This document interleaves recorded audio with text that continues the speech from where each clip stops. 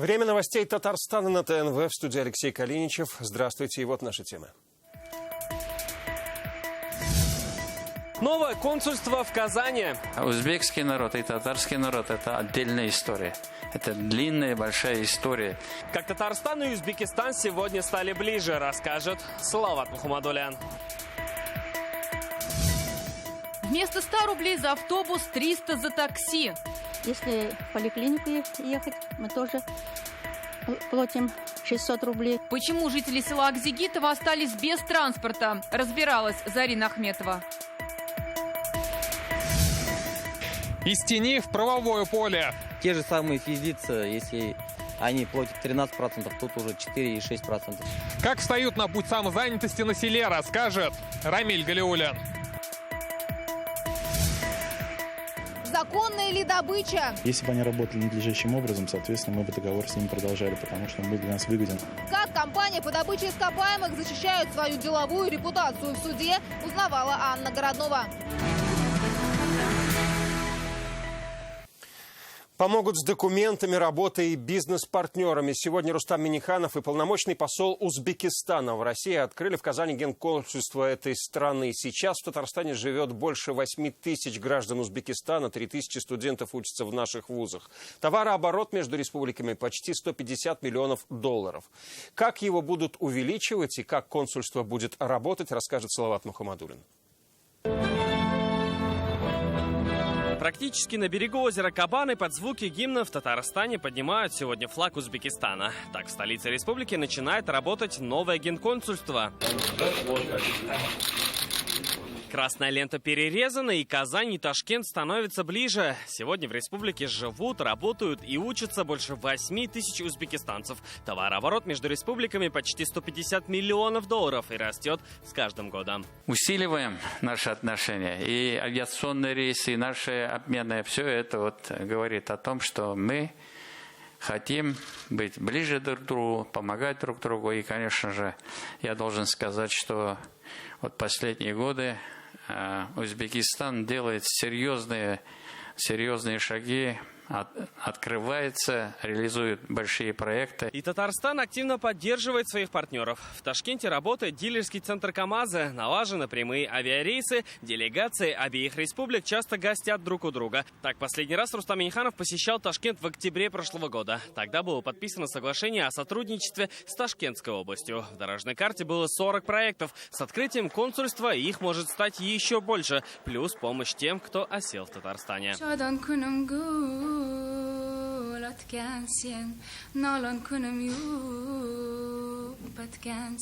национальном платье, на голове национальная дупы, она поет на узбекском о родине. Это Турсуной Хабибулаева. Девушка родом из Ташкента, ей 19 лет. Учится в Казанском университете. Консульство в первую очередь станет огромной поддержкой.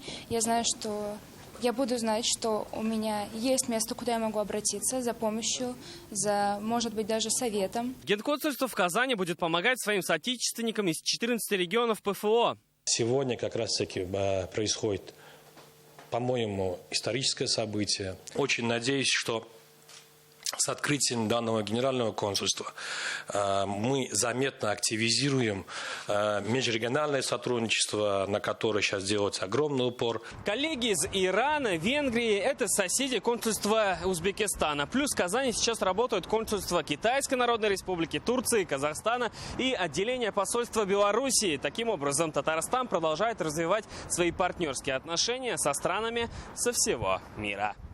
Салават Мухаммадулин, Ильшат Мухаметов, ТНВ, Казань. И сегодня на личной встрече с послом Узбекистана в России Батиржоном Асадовым Рустам Минниханов обсудил развитие сотрудничества и укрепление отношений. С 1992 года в Узбекистане работает представительство Татарстана. Ведется активная работа по линии ведущих татарстанских компаний, таких как КАМАЗ, ТАИФ, КМПО, ПОЗИС. Есть большой проект «Татнефть» по развитию шинного производства в Узбекистане. Рассматриваются совместные проекты в агропромышленной сфере. Надо посмотреть, какая номенклатура более востребована в Узбекистане. Надо посмотреть, какие проекты можно реализовать в Татарстане. Есть все необходимые там документы, соглашения у нас. И, конечно, очень хорошо, что наш представитель работает. К другим темам. Впервые День России в Татарстане отметили на 19 открытых площадках. Празднования прошли спокойно, нарушений правопорядка не допущено, сообщает в МВД. Обеспечивали безопасность около 500 полицейских и 2 десятка пожарных. На площадях дежурили и врачи скорой помощи. По информации Минздрава, только по Казани поступило 167 обращений в общественные места. Но это не больше, чем в обычный будний день. Вместо 100 рублей за автобус 300 за такси. Теперь жителям села Акзигитово Зеленодольского района приходится переплачивать, чтобы добраться до станции. Непредвиденные расходы появились, когда частный автобус до поселка просто перестал ходить. Вот уже 2 месяца владелец транспортной компании объясняет, водителя нет. Зарина Ахметова разбиралась в подробностях. Он говорит, оказывается, вот в нашей деревне, допустим, никого нет, а в других деревнях же тоже собираются. Вот уже 2 месяца автобус, который соединял село Акзигитово с Казанью, не ходит. Так у местных жителей начались проблемы. Находится поселок прямо на границе с Чувашией. Путь до столицы и райцентра, мягко говоря, не близкий. У нас в 21 веке, в 100 километрах от Казани, лишили 5 населенных пунктов автобуса. Пришлось вот 5 раз съездить мне в район, очень далеко. Потратила каждый раз 1000 рублей, больше даже. С поезда слезли, сразу сели автобус, но нету, стоим, ждем. Если в поликлинику ехать, мы тоже платим 600 рублей. Обслужила маршрут частная компания. По словам владельца, автобус перестал курсировать потому, что нет водителя. Водитель уволился по причине... Уже начал по здоровью. Водителей принимал на работу, 2 месяца ждал. У них медосмотр не могли пройти. Если нет автобуса до Казани, то сделайте хотя бы до станции Албаба, просят жители. Оттуда на электричке можно добраться до райцентра и столицы, ведь машины есть не у всех. На постоянной основе проживает где-то в районе 600 человек. Не у всех есть средства передвижения. Поэтому вопрос актуальный. Обращались жители и в администрацию района. Заехали в исполком сегодня и мы. После разговора с нашим отделом по дорожному хозяйству и транспорту было принято такое решение о том, что они направят письмо в Минтранс с просьбой продлить маршрут, который идет у нас от Нижних Визовых до острова Града-Свияжск, Нурлаты и, соответственно, Акзигитово, чтобы соединить таким образом в одну цепочку, и люди могли бы достигать не только станции Албаба, но и, соответственно, достигать и Зеленодольск таким образом. Найдет ли водителя транспортная компания или удастся продлить маршрут внутри района, пока сказать сложно. Мы будем следить за ситуацией. К слову, будущему водителю автобуса предприниматель готов заплатить 28 тысяч рублей. Зарина Ахметова, Ринат Сафин, ТНВ, Зеленодольский район. Напоминаю, если у вас есть проблемы или жалобы, в нашей редакции есть WhatsApp. Его номер 8 987 420 0101. Сообщения принимаем круглосуточно. Специальные налоговые режимы, автоматическая сдача деклараций. Теперь такую возможность госслужащим дает статус самозанятый. Сейчас в Татарстане более 13 тысяч человек зарегистрированных. Среди них есть и главы поселений. В чем особенности нового статуса в сельской местности, расскажет Рамиль Галиуллин. Просто надо скачать в свой смартфон приложение, забить свои данные, сфоткать свой паспорт, свое лицо, и все, за 5 минут вы уже сами заняты. Так, с помощью смартфона глава Изминского сельского поселения Альмир Шайхетдинов освоил новый статус. Теперь он самозанятый. Мужчина сдает в Казани квартиру. Выйти из тени решился месяц назад. Говорит, как только начались разговоры о самозанятости, понял, дело стоящее. Ты работаешь, не опасаешься, когда придут там с налоговой или еще откуда-то. Все открыто, все там, отчетов, и плюс еще не надо отчетов никаких давать. Ты уже... все в телефоне, все есть. Приветствую, здоровый.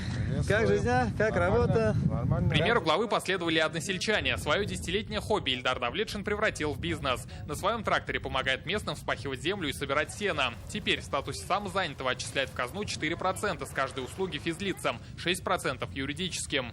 В сельсовете мне сказали, что такой программа вышел. Я пошел в налоговый.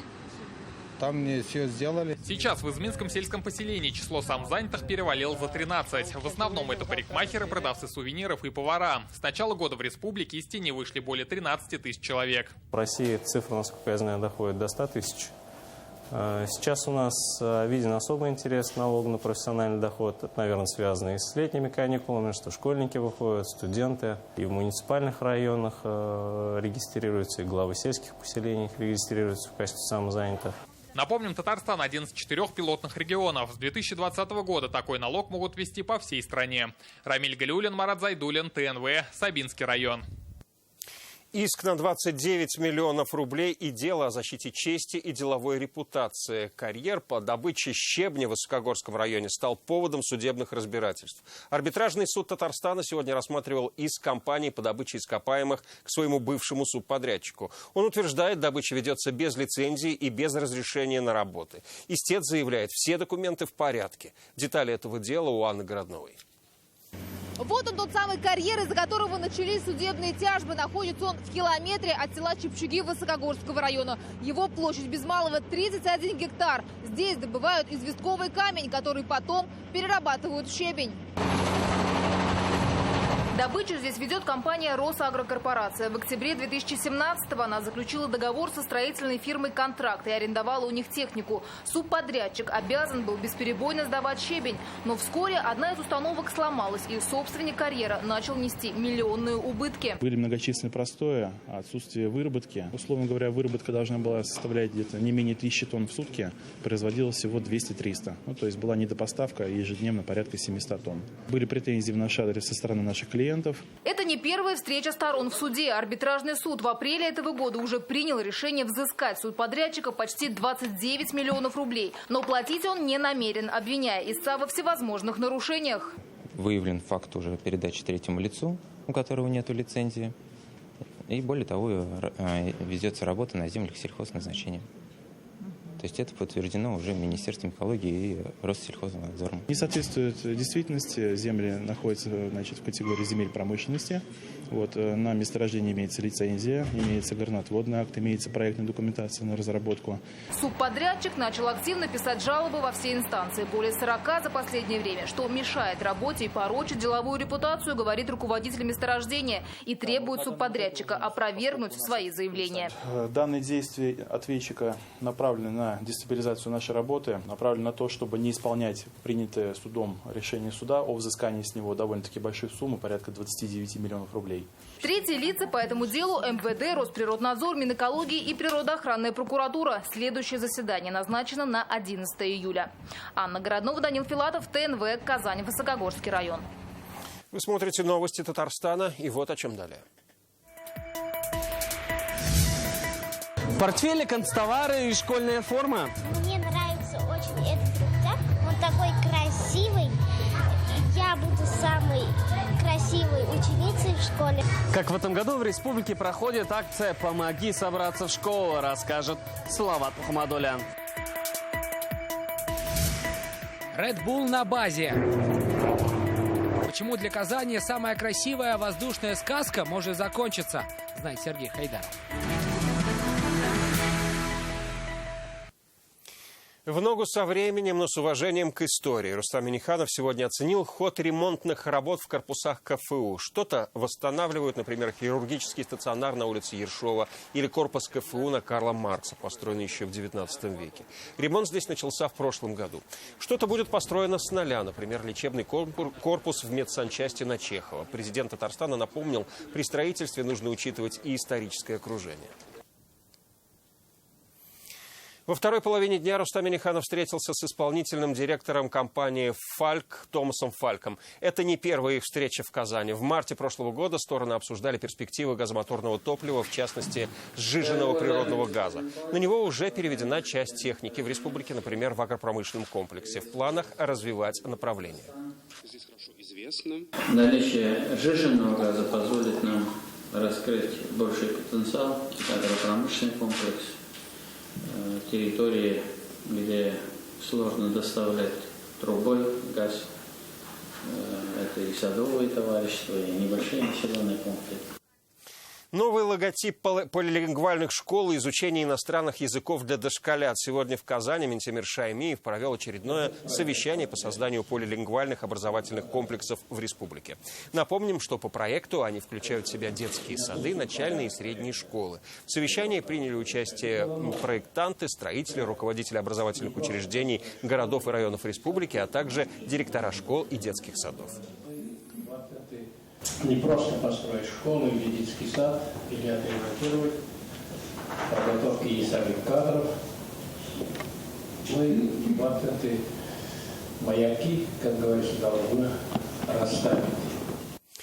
Большой, стильный и необходимый такой подарок в честь Дня России получили казанские школьники в рамках акции «Помоги собраться в школу». Она проходит уже в 12-й год подряд по инициативе партии «Единая Россия».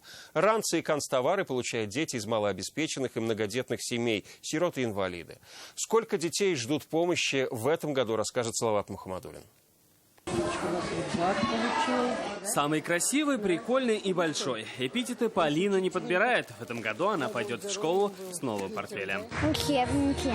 И все? Такой большой портфель? Тетради, ручки, карандаши. В честь Дня России в Приволжском районе Казани такие портфели получили 20 школьников. Большинство из малообеспеченных семей. Вот я как, получается, мать-одиночка. Ну, нет слов, просто очень благодарна, очень рада я. И моя дочка в том числе, да, Казан? Мне нравится очень этот рюкзак, он такой красивый. Я буду самой красивой ученицей в школе. Акция «Помоги собраться в школу» проходит в республике уже 12-й год подряд по инициативе Татарстанской «Единой России». За это время помощь получили 194 тысячи школьников из нуждающихся семей. Портфели, канцтовары, школьная форма. Только в этом году помощь при подготовке и сбором в школу нужна почти 27 тысячам татарстанских школьников. Это предварительно, и почти четверть из них – это первоклашки. Это очень нужная, важная акция, учитывая, что первый класс, когда дети идут, это всегда как бы хлопотное дело. Мы помогаем каким образом? Да, это обязательно рюкзаки, ранцы, чтобы у детей сразу же были. Подарки в этот день получили и юные артисты, и спортсмены. Салават Мухаммадуллин, Марат Зайдуллин, ТНВ, Казань. Есть такая профессия — спасать жизни. Уже завтра в Казани объявят имена лучших врачей года. А сегодня их благодарят те, кому они спасли жизни в РКБ. Со своим врачом встретились пациенты, перенесшие трансплантацию печени. В Казани такую операцию проводят уже 7 лет. Сейчас в списке ожидания 40 пациентов. Как меняется их жизнь после, об этом они рассказали Юлии Муратовой.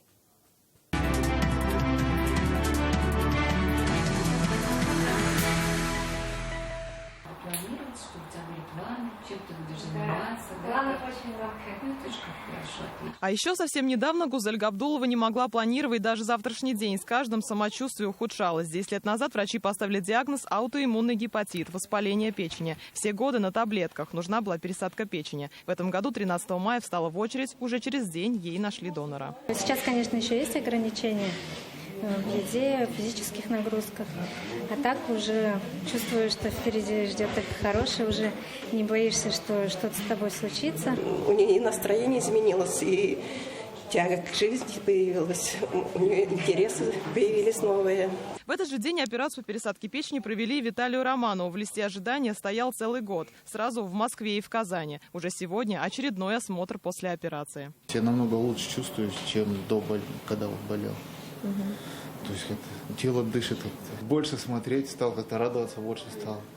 Нет такого, что как-то все плохо, утром встаешь, это уже хорошо тебе. Гастроэнтерологи, хирурги, реаниматологи, анестезиологи. Пациентов наблюдают и оперирует целая команда врачей. Только с начала этого года в РКБ провели 7 таких операций. Самую первую еще в 2013-м. Все-таки это чужеродный орган, и он может отторгнуться, поэтому пациенты специально получают необходимую терапию, связанную с подавлением иммунитета и которая препятствует отторжению печени. Значит, печень торгается по статистике редко. Трансплантология – это всегда шанс жить. Вот если мы сейчас, конечно, мы сейчас отбираем более тяжелых таких вот пациентов, да, и среди них, как видите, очень много молодых. которые после трансплантации могут много-много лет жить. Сейчас трансплантации ждут еще 40 пациентов. Юлия Муратова, Александр Лобанов, ТНВ, Казань. В Челнах уже сегодня 37 медработников из 32 больниц и клиник города получили награды. В ДК «Энергетик» собрались сотни врачей, медсестер, санитаров и ветеранов самой гуманной профессии. Лучшие из лучших завтра отправятся в Казань на итоги конкурса. Традиционно главный приз – новый автомобиль. Кому он достанется, всегда интрига. Победит тот, для кого медицина не просто работа, а белый халат не только униформа. Для меня эта профессия вообще все. Это мое призвание, моя гордость, это моя жизнь. Я 40 лет в медицине. И все время... это самое мое заветное желание быть там. Если сегодня спросят, какую бы вы профессию выбрали, я бы сказала, да, действительно, медицинской сестрой. Хочется пожелать всем тем, кто каждую секунду своей жизни думает о здоровье других людей, конечно же, крепкого здоровья. Один из уникальных случаев спасения произошел как раз в Челнинской больнице. Здесь сохранили руку 10-летней девочки после страшного ДТП. Чудо стало возможным благодаря врачам Челнинской больницы скорой помощи и Камского детского медцентра. Сейчас бригада номинирована в номинации «Уникальный случай».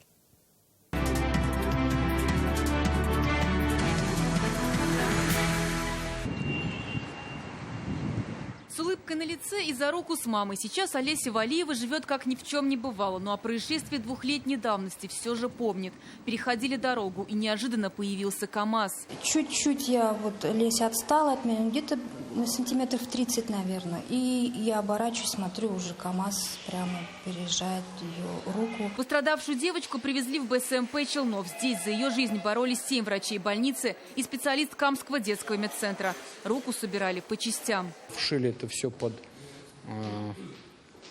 увеличительной оптикой, под микроскопом. Плюс к этому начали заниматься остеосинтезом, собирать кости, которые были раздроблены практически под многотонным весом КамАЗа. Операция продлилась почти 3 часа. Так руку 10-летней Олесе удалось спасти от ампутации. Уже на следующий день двигались пальчики, и пациентку отправили в ДРКБ. Наши коллеги ДРКБ детского травматологического отделения произвели неоднократные операции, пересадки, потому что вероятность кожного некроза очень большой был. Успешно все это провели. Олеся признается, сейчас увлеклась фильмами о медицине. На осмотр к врачам приходит регулярно. И каждый раз благодарит своих героев за то, что подарили ей счастливое будущее. Желаю, чтобы врачи спасали разных людей, как и меня. Чтобы максимально вылечить руку, необходимо еще несколько сложных операций. Поэтому в ближайшее время Олеся и ее мама собираются в Питер. Зарина Ахметова, Ильшат Аюпов, Рамиль Закиев, ТНВ, Набережные Челны. И вот что бывает, когда за руль садятся без прав и не включают голову. Читайте в интернет-газете «Реальное время». В эти выходные Казань ждет зрелищное шоу Red Bull Air Race. На время авиагонок и подготовки к ним участок Казанки от моста Миллениум до Кремлевской дамбы будет закрыт для движения маломерных судов. Ограничение продлится до 16 июня. И вот последнее приготовление перед большими стартами настоящей авиасказки. Сегодня журналисты увидели, как к чемпионату по авиагонкам готовятся пилоты со всего мира. Их тренировочная база расположилась на автодроме Казан-Ринг. В этом году трасса соревнований стала еще длиннее и сложнее. Как сегодня сообщили журналистам, турнир Red Bull Air Race пройдет в последний раз. Почему, узнал Сергей Хайдаров. Сегодня гоночная трасса Казань-Ринга превратилась в авиадром. Каждую минуту здесь взлетают и приземляются крылатые красавцы со всего мира. Это пилоты Red Bull отрабатывают маневры. Пока одни в небе, другие в ангарах. Здесь пилоты вместе с механиками что-то смотрят, где-то подкручивают. Кажется, для них гонка уже началась. Вы знаете, оказаться за рулем вот этого самолета, пусть даже стоящего в ангаре, это очень большая привилегия. Я даже не знаю, как нам это позволили. Все доброта пилота, к которому мы обратились. Ну а здесь внутри очень тесно. И, как рассказывают пилоты, ощущают невероятные нагрузки.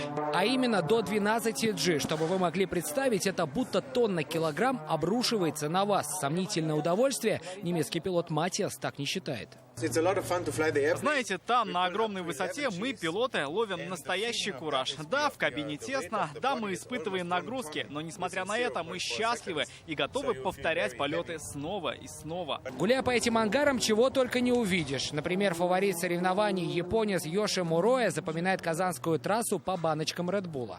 В этом нет ничего специального, и не я это придумал. Такой прием используют многие пилоты. Мы просто расставляем баночки и ходим между ними, запоминая трассу. Так все отрабатывается до автоматизма. Казанская авиатрасса вообще считается одной из самых сложных, вот и готовится основательно. Соревнования в нашей столице пройдут уже в 3-й раз. И, как стало известно, в последний. Почему для Казани закончится эта воздушная сказка, объяснил генеральный директор авиагонок. Сезон 2019 закончится в сентябре этого года в тире. В дальнейшем мы не планируем продолжать гонки Red Bull. Дело в том, что интерес к авиагонкам, как ни странно, меньше, чем к другим соревнованиям, которые проводит компания Red Bull. Тем не менее, лучшие пилоты со всего мира порадуют жителей и гостей столицы еще раз. Гонки Red Bull стартуют послезавтра. И, может, во всем мире эти гонки смотрят не так активно, но в Казани интерес к ним очевидно высок. Сергей Хайдаров, Игорь Романов, ТНВ, Казань. Далее о погоде, после чего на ТНВ вызов 112. Но я прощаюсь до следующего выпуска. Он в 21:30. До встречи.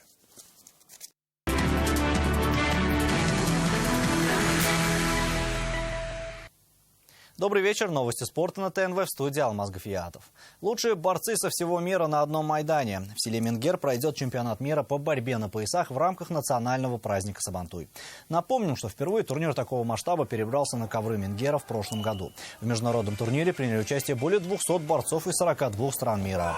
В рамках соревнований были разыграны 7 комплектов наград в 7 весовых категориях. Общий призовой фонд турнира составил $50 тысяч. В этом году в числе фаворитов чемпионата традиционно борцы России, Болгарии, Румынии, Казахстана. Сабантуй назначен на 23 июня. Гиревой спорт возвращается в Казань. Дворец единоборств впервые примет чемпионат России по этому виду спорта. Соревнования пройдут в дисциплинах длинный цикл, двоеборье и эстафета среди мужчин, а также в 2 направлениях среди женщин. На турнире ожидается участие более 200 сильнейших гиревиков, которые представят 38 команд из Москвы, Санкт-Петербурга и других городов и регионов страны. Республику Татарстан на турнире представят 20 спортсменов. К другим темам. Наши республиканские бадминтонисты вновь на вершине пьедестала. В Новочебоксарске завершился чемпионат России по бадминтону среди лиц с поражением опорно-двигательного аппарата. Олег Донцов и Павел Куликов на двоих завоевали 5 медалей. 2 золотые, 2 серебряные и 1 бронзовую. Татарстанцы победили в мужском парном разряде. Донцов же еще и стал победителем мужского одиночного разряда, переиграв в финале своего земляка. Серебро досталось Куликову. Кроме того, татарстанцы отличились в смешанных парных разрядах. И это все новости спорта к данной минуте. Будьте здоровы и занимайтесь спортом. До свидания.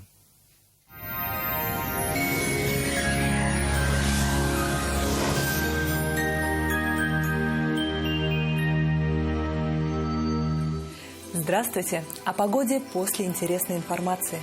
В Даниил Мастер новая акция. Не пропустите, только в июне. При заказе кухонного гарнитура обеденный стол в подарок. Подробности уточняйте по телефону 2 167 166. Наш адрес Казань, Восстание 23. По данным сервиса Яндекс.Погода, на юго-востоке Татарстана пасмурно, но без осадков. Плюс 16-17 градусов. На северо-востоке Татарстана также облачно, плюс 18. На севере Татарстана 17-18 тепла, пасмурно. На северо-западе республики довольно тепло, днем до плюс 19. На юго-западе Татарстана облачно, воздух прогреется до плюс 20. В центре Татарстана солнца видно не будет, плюс 19 градусов. Компания «Биотек» представляет комплекс натуральных лекарственных трав «Санатон». «Санатон» обеспечит контроль над эмоциями и восстановит сон. Сильное напряжение, тревожность. Комплекс натуральных лекарственных трав «Санатон» обеспечит контроль над эмоциями днем и восстановит сон ночью. «Санатон» – соната ваших эмоций. Внимание абитуриентов! Российский исламский институт объявляет набор на 2019-2020 учебный год по направлениям подготовки журналистика, лингвистика, экономика, теология. Документы принимаются с 20 июня. Телефон в Казани 251 01 55. В Казани пасмурно, без осадков. Днем до 20 тепла. Ветер порывистый, атмосферное давление в пределах нормы, влажность воздуха пониженная. В магнитном поле Земли спокойно. Спонсор показа – федеральная сеть медицинских центров «Доктор Рост».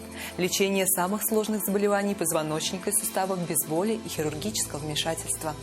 За 10 лет в 10 городах России врачами клиники отменено более 10 тысяч операций. В «Доктор Рост» обращаются с самыми тяжелыми заболеваниями позвоночника и суставов. Более 30 тысяч пациентов нам удалось спасти от необходимости проводить операцию и ставить протез. Приходите в «Доктор Рост». Убедитесь, что вернуться к жизни без боли – это просто.